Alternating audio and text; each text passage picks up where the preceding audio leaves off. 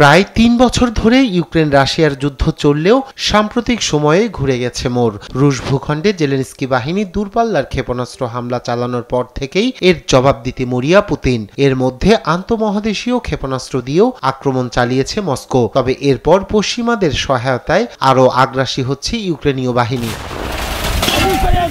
এ পরিস্থিতিতে ইউক্রেনকে শায়েস্তা করতে অস্ত্র ভান্ডারের মজুদে ক্ষেপণাস্ত্র হামলা চালাতে প্রস্তুত রাশিয়া। এক সংবাদ সম্মেলনে পুতিন হুঙ্কার দিয়ে বলেন, কিয়েভের হাতে পারমাণবিক অস্ত্র পৌঁছালে হাত গুটিয়ে বসে থাকবে না মস্কো। একটা দেশ যাদের সঙ্গে আমরা যুদ্ধে জড়িয়ে আছি তাদের হাতে পারমাণবিক শক্তি পৌঁছালে আমাদের কি করা উচিত? সত্যি এমনটা হলে আমরা সবকিছু প্রয়োগ করতে বাধ্য হব।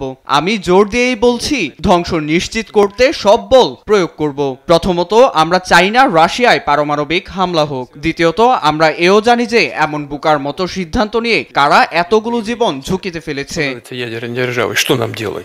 হামলার হুমকি দিলেও বিনা শর্তে যুদ্ধ বন্ধের প্রস্তাবে আলোচনায় বসার ইঙ্গিত দিয়েছেন রুশ প্রেসিডেন্ট পুতিন। তবে নিজের আঞ্চলিক বাস্তবতার দিকটি নিশ্চিত হলেই এ আলোচনা সফল হবে বলে দাবি তার। আলোচনা শুরুর জন্য আমি কোনো পূর্ব শর্ত রাখিনি। আমি শুধু আমার দেশের স্বার্থের কথাটাই উল্লেখ করেছি, কারণ আমার মতে নির্দিষ্ট স্বার্থ ছাড়া কোনো শান্তি চুক্তির মানেই হয় না।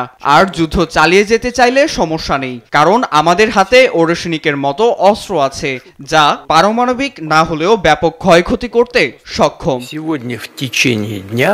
এদিকে রাশিয়া একের পর এক ক্ষেপণাস্ত্র হামলা চালিয়ে আলোচনার পথ বন্ধ করছে বলে অভিযোগ জেলেনস্কির। তার দাবি, নবনির্বাচিত মার্কিন প্রেসিডেন্ট ট্রাম্প বিশ্বজুড়ে যুদ্ধ বন্ধের যে প্রতিশ্রুতি দিয়েছিলেন তা ভণ্ডুল করতে চাইছেন পুতিন।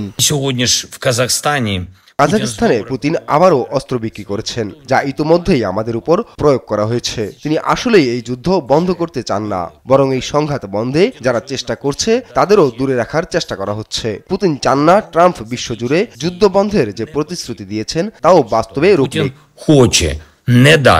গেল দুদিনে কিয়েভে ১০০টি ড্রোন ও ৯০টি ক্ষেপণাস্ত্র হামলা চালিয়েছে রুশ বাহিনী। এতে এখন পর্যন্ত অন্তত ১০ লাখ মানুষ বিদ্যুৎ বিচ্ছিন্ন অবস্থায় রয়েছেন। এই হামলাকে ভয়াবহ উল্লেখ করেন মার্কিন প্রেসিডেন্ট। একই সঙ্গে ইউক্রেনকে সহায়তার আশ্বাস পুনর্ব্যক্ত করেন তিনি। নিউজ ডেস্ক, দেশ টিভি।